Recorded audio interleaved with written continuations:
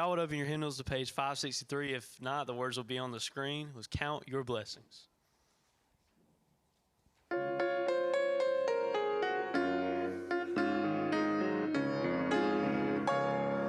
When upon life's billows you are tempest tossed, when you are discouraged thinking all is lost, count your many blessings, name them one by one, and it will surprise you what the Lord hath done. Count your blessings, name them one by one. Count your blessings, see what God hath done. Count your blessings, name them one by one. Count your many blessings, see what God hath done.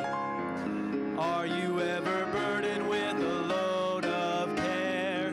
Does the cross seem heavy you are called to bear? Count your many blessings, every doubt will fly, and you will be singing as the days go by.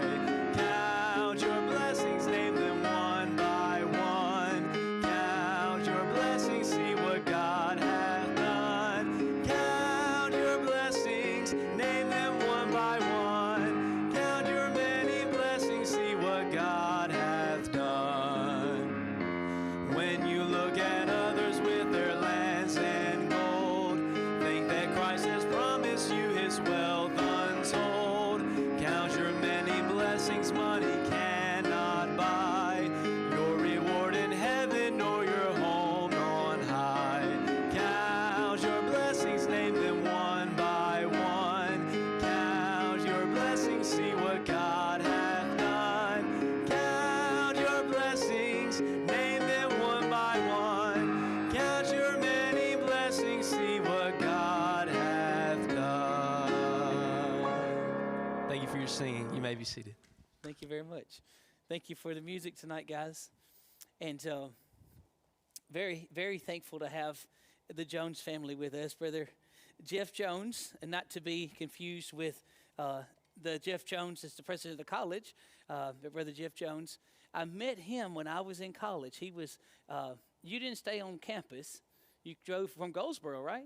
Is that where you come from? Every day to school. So I got to know him a little bit during that time, but he was a great guy. And I'm going to give him a chance in just a little bit to tell about how he got to Panama.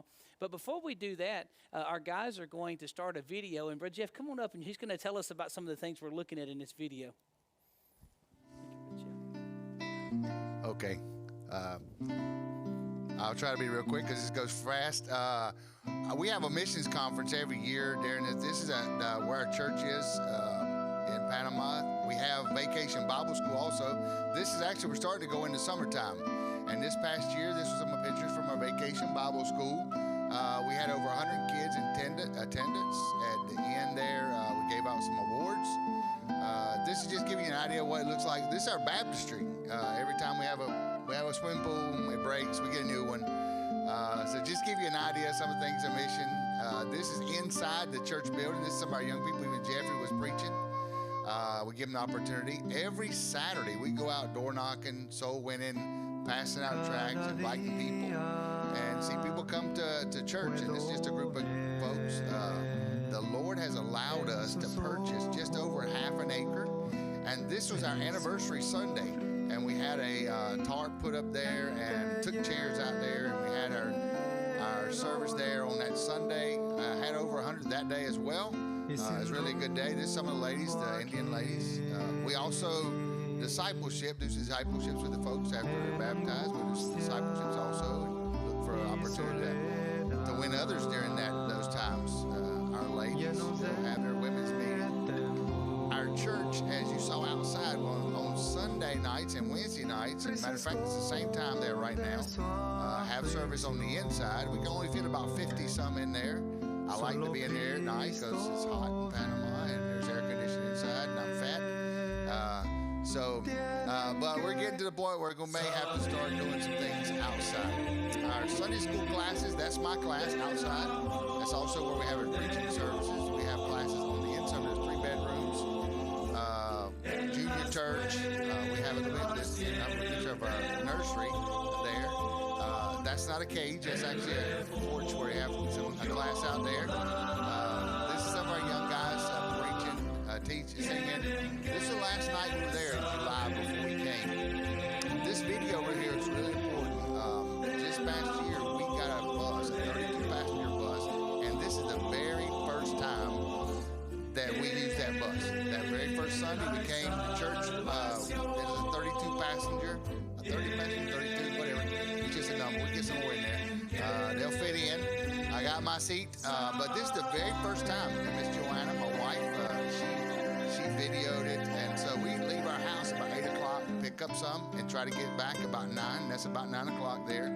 And then we'll leave and pick up another route and come back with them and try to get back by 10 so that we'll be able to start Sunday school. So this is a true blessing. We just got this bus last year. We also have a van, so pray that we can keep it on the road. The Lord's blessing us so far that we were able to purchase it. Like I said, 30 is just a number. Our van we had before, it was a 12-passenger. I got 35 in that the first Sunday we used it. That might be why I had some trouble with differential. But this family, the Castillo family, I don't know, I won't ask you to stop it, but pray for that couple and family. They're there in our place right now. They were missionaries to Colombia, and the Lord just closed the doors, so they've been willing to stay. It's been 5 years since we've been. That's the church that we want. Can you stop that, brother? Okay. That's fine. The church building that you saw that the Lord's allowed us to purchase some property. We were praying about, I've been into Panama for now 17 years.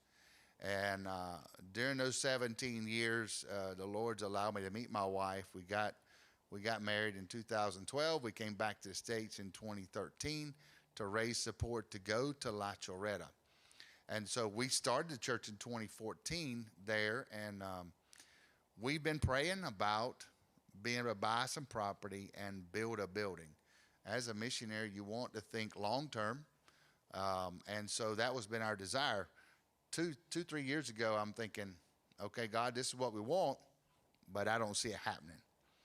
And we're so thankful. Well, many of the supporting churches, but Brother Lee Patrick in South Carolina, they gave us their missions, their Christmas offering, and said, we want to help you build a church. And so we were able to purchase the property you saw. It's a little over half an acre.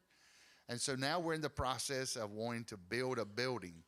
The building I'm praying about the architect that he'll do what he's supposed to do, but that's the design we have. It's a building that's going to be about 4,300 square feet. It will hold the auditorium about 250 people with a nursery and a small office, bathrooms, and a kitchen. And you say, well, Brother Jeff, where's the classrooms? I didn't show you. We'll have them wherever. But that's the first phase. And thankful to folks that have given. We've already have about $75,000.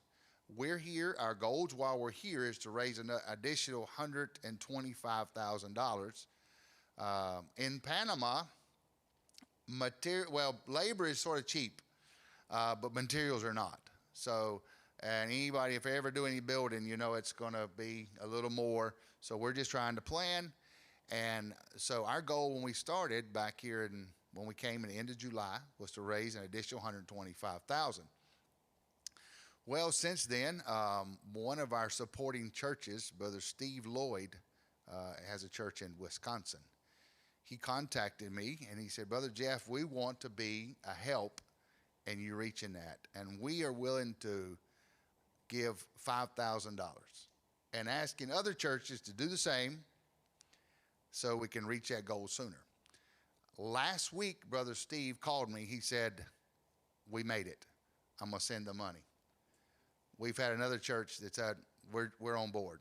We've had some individuals, someone anonymous gave $5,000. This past Sunday, I had another church said, we'll give you $5,000.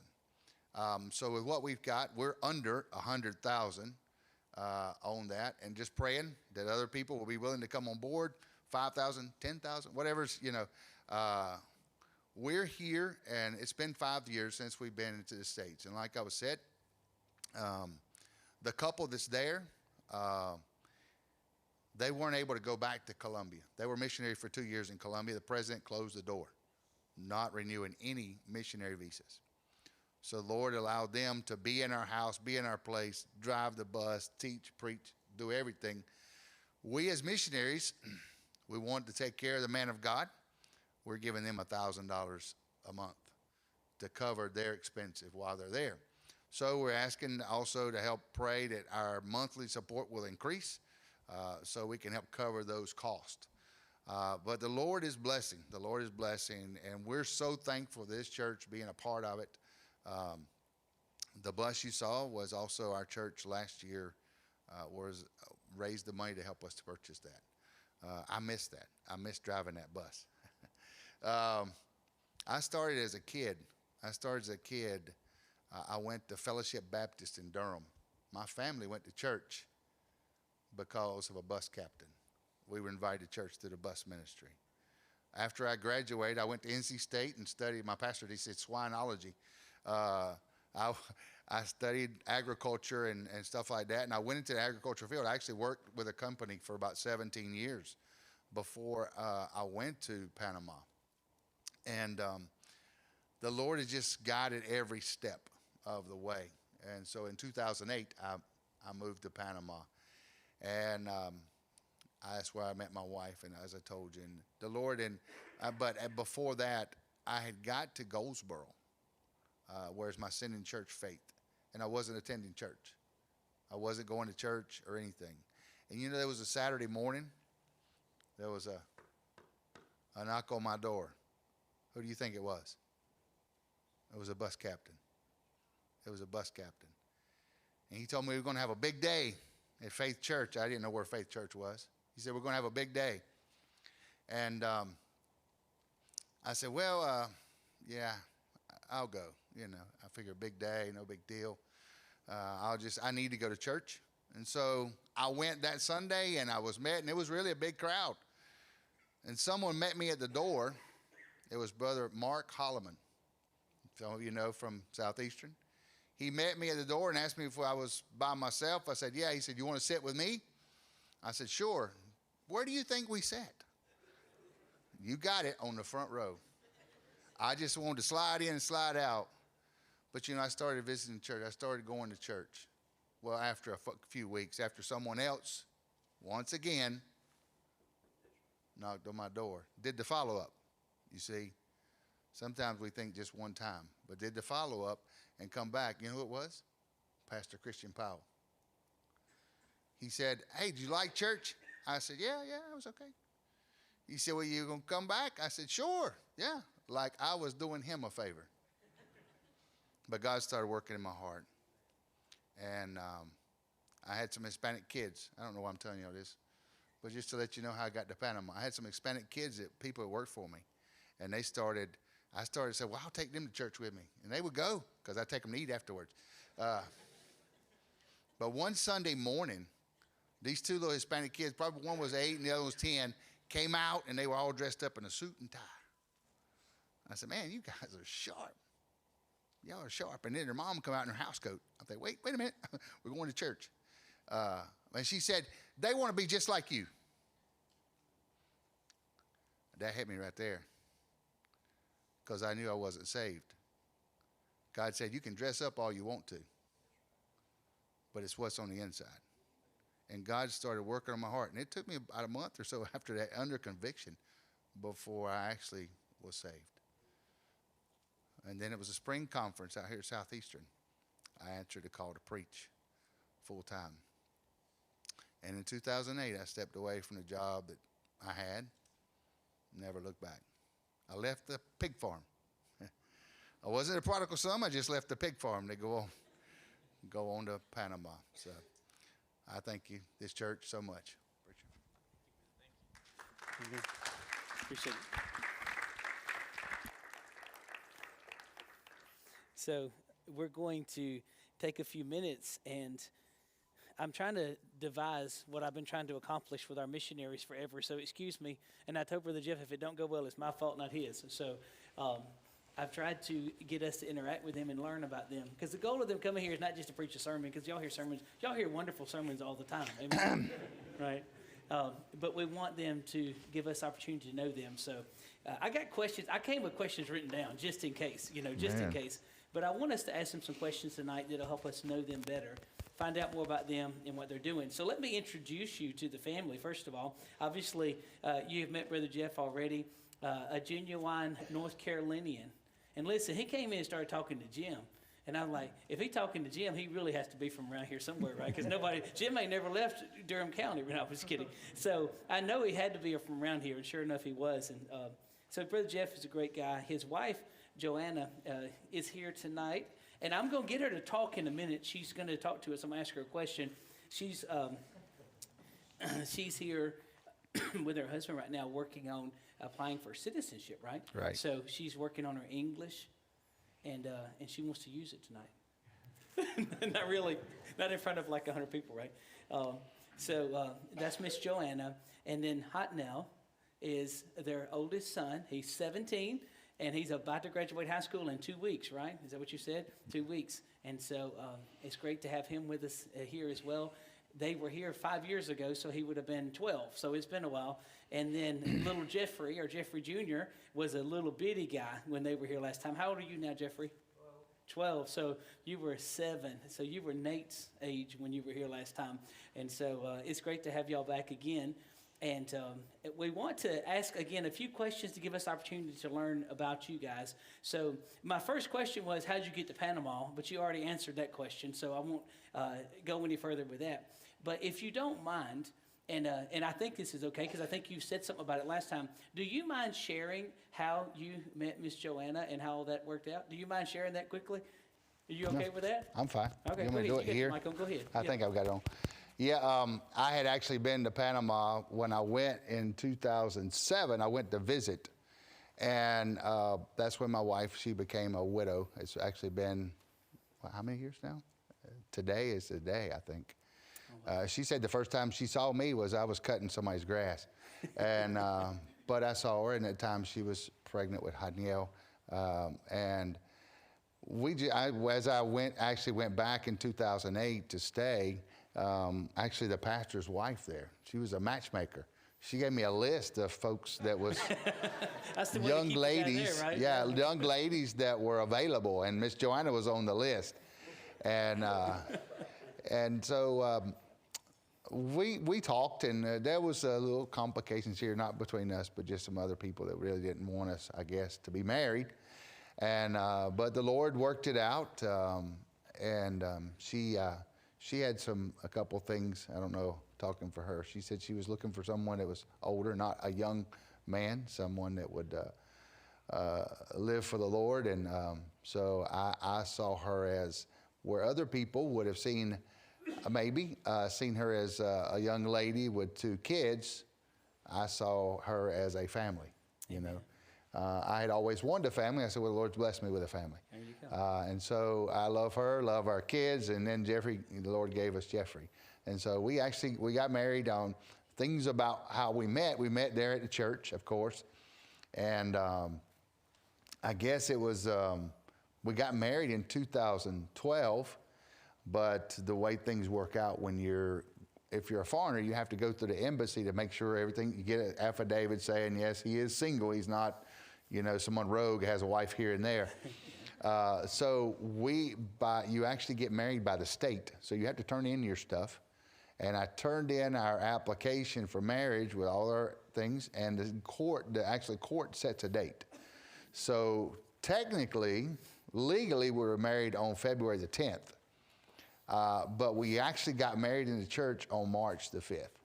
March the 5th. So she makes me celebrate 2 days every year. 2 anniversaries. 2 anniversaries.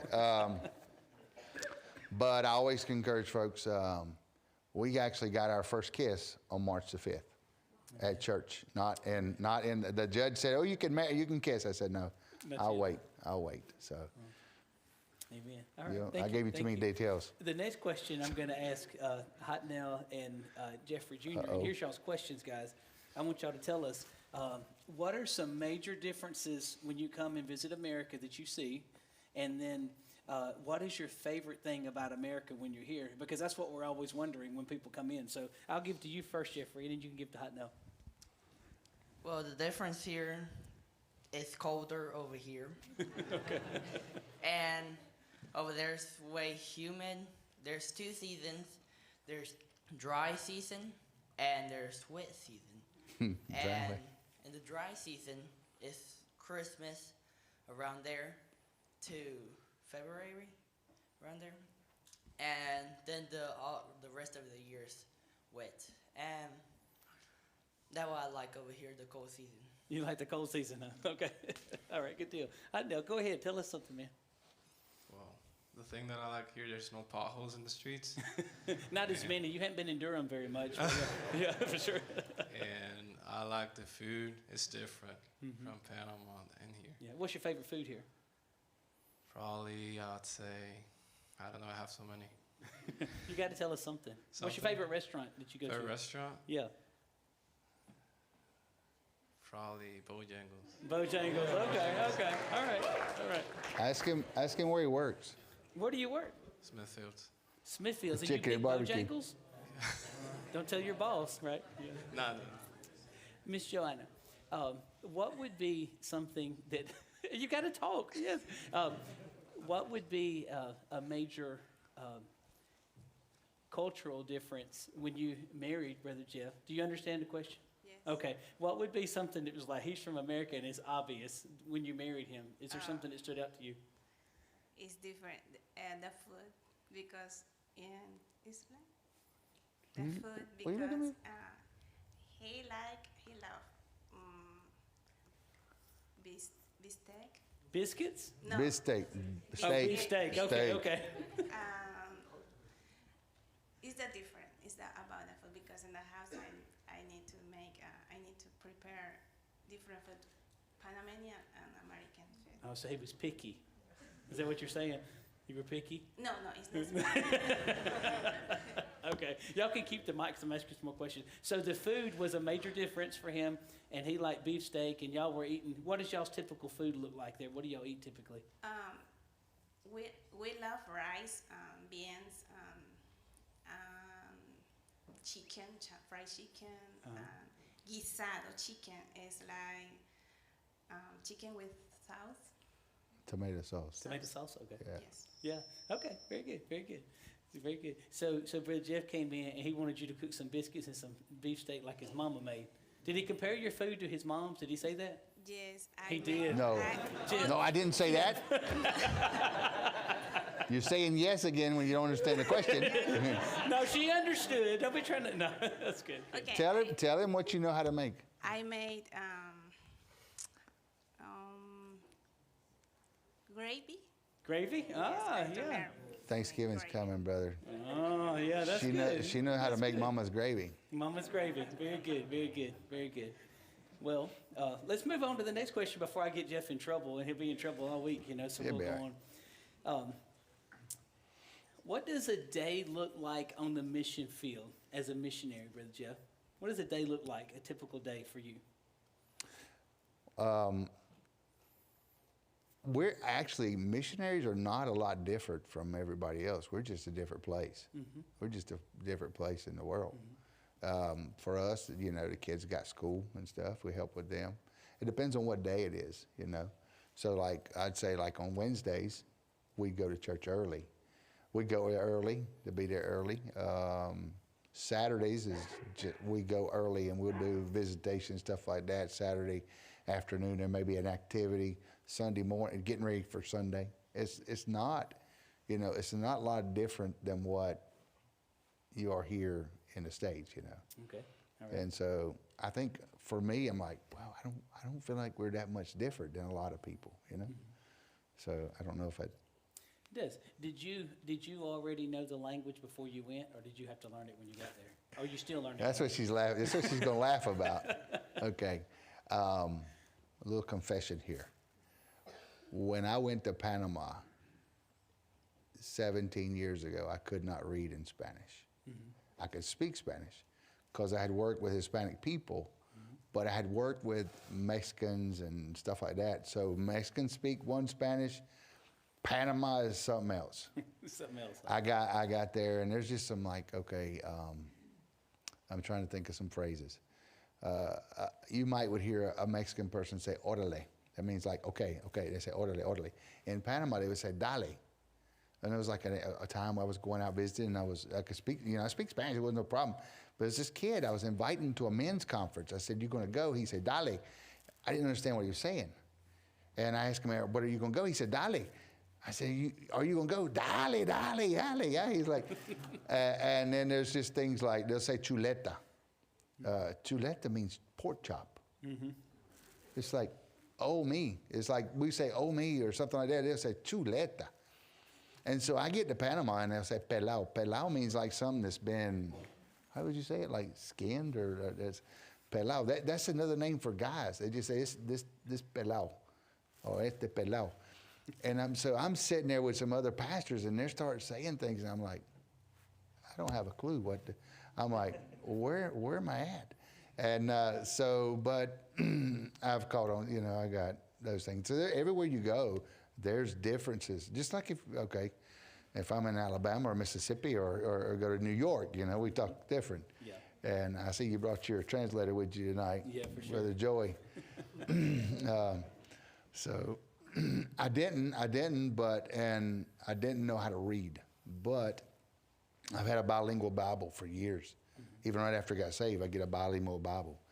And so some of the first verses that I learned in Spanish were out of a gospel tract. Mm-hmm. And I would use that bilingual Bible to take and witness to someone, because I knew the verse here in English, and here's the verse in Spanish. I just said, "You read that, read what it says."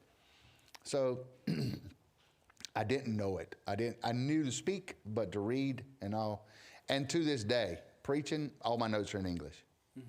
I do my notes. I tried one time. Why's she laughing right there?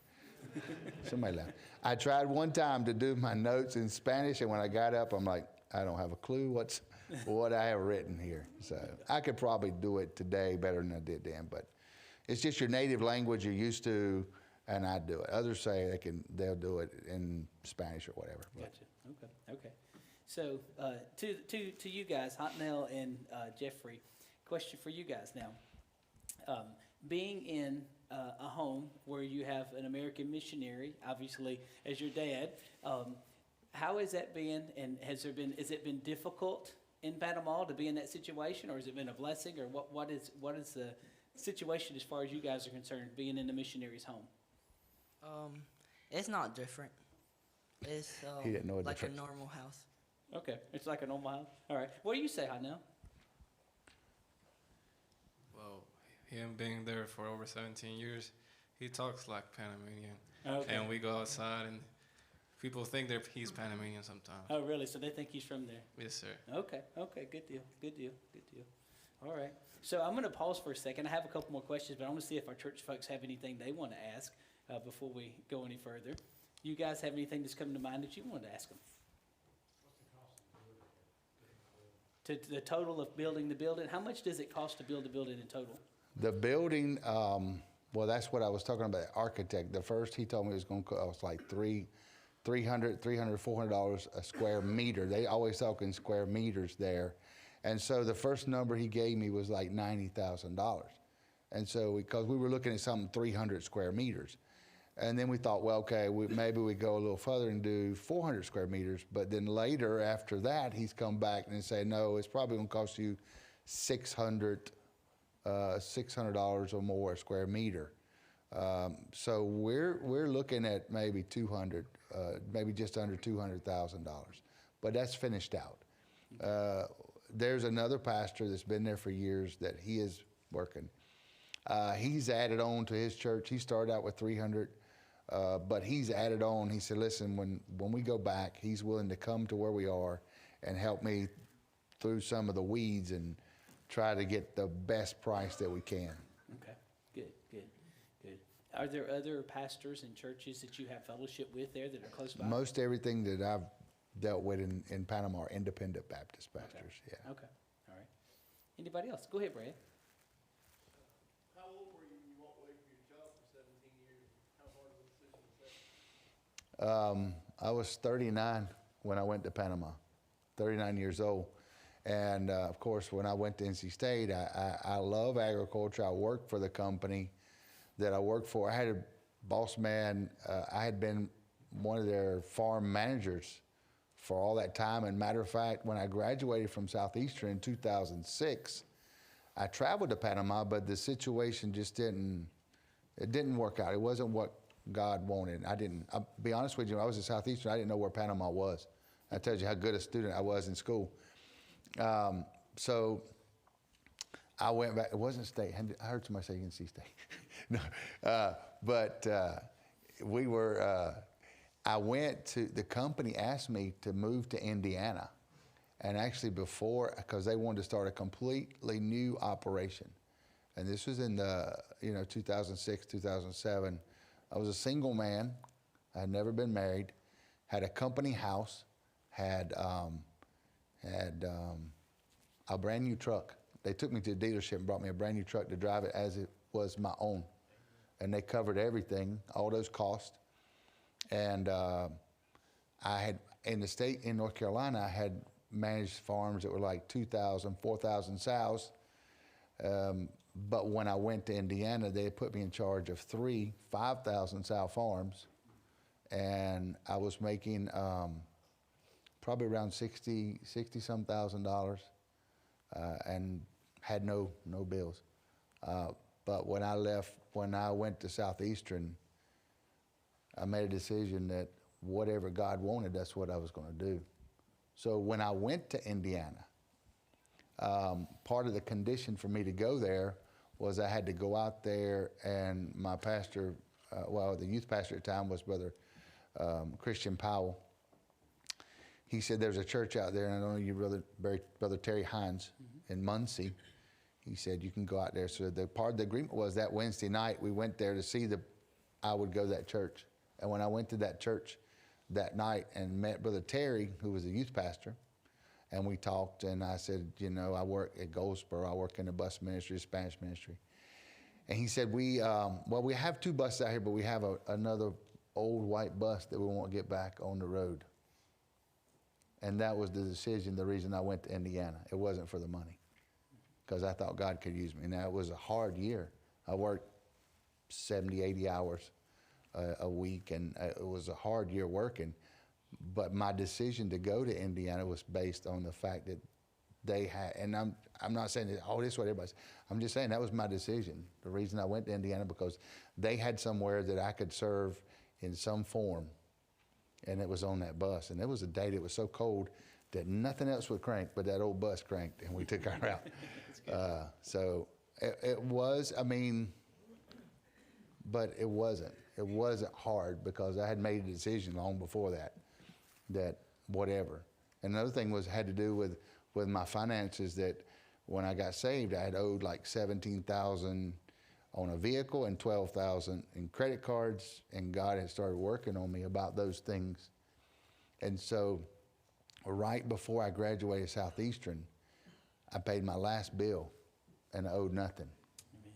And I had some money saved up. So actually, when I went to Panama, I had some money saved. But those decisions, getting your finances in order, and God helped me get those in order, makes those decisions a lot easier. Yeah. So not tying yourself down so much it's impossible to move, right? Yeah, exactly. For sure. I want to ask a couple of specific questions before we run out of time tonight. And I'm going to ask all of y'all this, and you can chime in as you want to. But what are some very specific prayer needs that you guys have? Obviously, you've shared the building project and all of that, and there's finances involved in that, and you need money to pay for that, and we understand that. Right. What are other things that specifically you would have our church family, because they got a piece of paper I gave them, they're supposed to be writing notes on. So what are some things specifically you would have them pray for in the days ahead? And I want to hear from all of you, if you would. I'd like to hear from them first. Yeah, go ahead. You guys tell us. What are some things we need to pray for? You go ahead, Jeffrey. For the building funds, to raise it, to get the record. What did he say in there? I'm sorry, I missed it. He was speaking English, brother. I know I didn't catch what he said though. It's the same thing, brother. Jeffrey, he said that about the building Oh, funds. the building fund. Okay, Yeah. I thought he said voting, but- and I'm like, I missed something. We need to pray for our voting here too, by the way. So, Yeah. But no, he wasn't saying one. He was saying building. Okay. Something specific other than what we've already talked Yeah. about. Something Yeah, else. that's fine. We'll pray for that for sure. For the missionary over there in Panama, Mm-hmm. and because he's taking care of the church, Okay. All right. And his name again is what? Pastor Castillo. Castile. Okay. Castile. Pray for Pastor Castile. So you can write that down, guys. Pastor Castile. He's taking care of their church and their work The when they're house gone. and the dog and the car and The everything. house and dog and everything. Make sure he feeds the dog, right? So we want to pray for Castile. All right. Yes, ma'am, Miss Joanne. What would you say? Oh, the let me see. My citizenship test. When this is the reason in my English, I know the Lord is help me in the English, but specific is when I go to the interview. The Lord give me the grace. Yes, for sure. So she's working on her citizenship, and she's nervous about the interview. This in English, I assume. And so she's wanting to make sure she's ready. So we want to pray with you about that. We sure will. Our church family is going to be praying with you about that. And some of our college students will say pray for them for their English class as well. But that's a different prayer request for sure. Go ahead, Hot now. Well, I might stay here for a couple of years, and then I go back. So just help me. I'll be alone in the U.S. for a little while. Yeah, okay. So pray for Hot Nail that he'll behave himself while his family's gone, and that he'll get God's direction for his life. He's about to graduate from high school, as we said, in 2 weeks, and he needs God's complete, perfect direction as to what's to happen in his life from here on out. And I know Mom and Dad are both thinking in those terms as well, and I hope he is as well, praying for that. So do pray for him and all the things that lie ahead as he's here when they go back. So do pray for that. Now, Brother Jeff. All those things running through my head. Pray, I guess, for us when one of the things I think is different and this would be different for missionaries. You know, in the U.S., we get really accustomed to having all the medical and everything you need. And in Panama, you can have, I mean, I'm 56, you can get really good health care, but it's going to be in the city. There are good doctors there. It's more expensive. So that's one of the things as a missionary, when someone's leaving the U.S., you got to realize, okay, you're going somewhere you may not have everything that you guys would have here in the States as far as medical and stuff like that. Someone even asked me, well, my mother just turned 81 here last week, and said, why didn't you take her with you? And I said, well, no, she doesn't want to go. She's accustomed to be here. She turned 81. But even that, she wouldn't have the health care there that you have here. Mm-hmm. And so that's always an issue. And just pray for that. Pray for the fact that we do have loved ones. I have loved ones here. My wife have loved ones there. Her grandmother passed away, but since we've been here, but we knew that she was probably going to pass away. So we took the opportunity to travel to the city of David, where she was at, to see her before we came. And so that's always a challenge for missionaries, that you have loved ones here or loved ones there, and you're not there. And it's like if someone passes away, you're just not like, okay, I can get in the car and go. You know, and the reality in a lot of countries like Panama or so is by law, if someone's passed away, they're supposed to be buried within 24 hours. Because they don't do embalming unless you have extra money or something. But typically, so that makes. I know I think that's in Brazil. I don't know where else, but that makes it's really real. You know, a couple here in the States, you may have 2 or 3 days or whatever, but in countries like that, it's really real. Okay, this happened, and so it's not exactly the same. So you have to be used to those cultures. But I think also. And I don't know where I'm going with it. I do know where I'm going, but I think sometimes, and this is for our young people or even for someone who asked me how old was I when I went, sometimes we limit God and what we will do for him and what we can have, what we're going to have. I went to Panama, I had 3 suitcases. Only 3 suitcases, what I took with me. And the Lord has given me a family, a wife. We have a house, a car. We limit God by what. If I can't have this, then I'm not going to go. It shouldn't be that way. We just be open to God. You use me however you want. That's what I want. Amen. Okay. Amen. Well, one last question. How are you guys doing on your financial support on a consistent basis while you're there? And then not just financially, but what are other ways that we can support you guys in the days ahead? And you can answer that. You probably be the best. Okay. Well, actually, we got a real big sticker shock when we came back to the States. The last time we came to the States 5 years ago, price is one thing. Now it's more. And so actually what we actually had to do was raise our monthly salary to be able to live here while we're here, because it wasn't enough. So, that's what we're praying about, the monthly support coming in. It has been coming in, but when you start taking more and there's other things, it's hard to keep it there. So we're praying that we will get more monthly support. And thankfully, I had a church, my ag teacher from high school. Someone asked me about Spanish. When I was in high school, I didn't have to take Spanish. You didn't have to take a foreign language, because they asked me, you want to take one? I said, why? I'm a redneck. I don't need English or Spanish. But my ag teacher from high school, he goes to a church outside of Fuquay, Duncan area. And they actually, this week, they've taken us on as missionaries, and they're going to start supporting us monthly. And so that's a blessing. That's a blessing. And we do. I think I shared with your class there what are some ways, and I say this here in this room with this church, because I know these 2 men of God that are here. Missionaries need someone that, okay, the door's open, or that you can call me, because a lot of missionaries don't have that, and really made me think about that when you asked me to teach your class. Because most of the time, it's like this. Most missionaries would be sitting on the field and say, well, I'm going through this issue, but if I call this church and you feel like, okay, they may not continue to support me. I don't, because you think, sometimes most missionaries think they want to hear all good. Okay, this, and this. And so it's good to have, those connections that as a missionary that, hey, I can call this pastor and just share my heart with him. This is what's going on. And so that's something.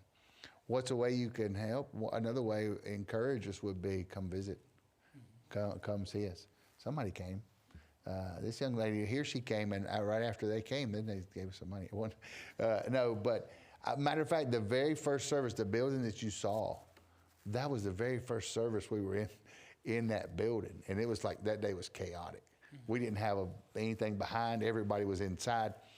But that's really an encouragement to the missionary that groups come. When the groups come, it's an encouragement to us. And I did it I try to do it with every group. Whenever they come, I said, look, who are the people that are coming? Because I want to pray for them. Because I know going on a missions trip in 1999, in 2000, it was 2000, to Mexico. It opened my eyes to missions. And if you actually go on a trip, God will begin to work on your heart and change you. The trip that we went in 2000, Brother Justin Smith was on that trip. A lot of his sister, a bunch of young people that are now serving the Lord, they were on that missions trip to Juarez, Mexico. And I was on that trip as a sponsor. Yeah. And so it will touch your heart. But when folks come, I want to know who's coming, because I'm praying that God will do something in your heart. Amen. So we've got like 2 or 3 minutes left. Has anybody got a question burning? This a really good one in your mind. Miss Michaela, go right ahead. This is my missionary question that I always ask missionaries. What's like the hardest thing about being a missionary, or the hardest thing that's happened to you as a missionary? I think it was For me, the hardest thing is not there. It's not being here when certain things happen. Like when like my grandmother passed away, and my dad. We had to come home 7 or 8 years ago, and he was at the end. And so that's the hardest thing, is not being there for those certain times. I understand. Yeah. Understand that. Yeah. Miss Evelyn. Do you know that, Miss Joanna? When are you taking your citizenship? You don't know yet? We don't know. We've applied, and actually there were some new regulations that started October the 20th, and we applied before that. So hopefully she'll be able. You just wait until they call you and say, okay, you can come on this date. You can come for your interview. Well, we will be praying with you about that, and you'll do great. I'm sure with your English, you'll do wonderful with the interview. But we'll be praying for your family in the days ahead. We will remember you guys always. We remind ourselves often to pray for the Jones family in Panama, and we will continue to do that and support you guys. And we want to be a blessing to you while you're here. If there's any way we could be of help while you're in the States, do let us know as well. And we're thankful for y'all coming and being with us tonight. We want to pray for your family tonight, if you don't mind. And I would like for them to come to the front, and our folks just kind of gather around y'all if that's possible. And we want to pray with y'all as we close the service tonight. Yes, sir.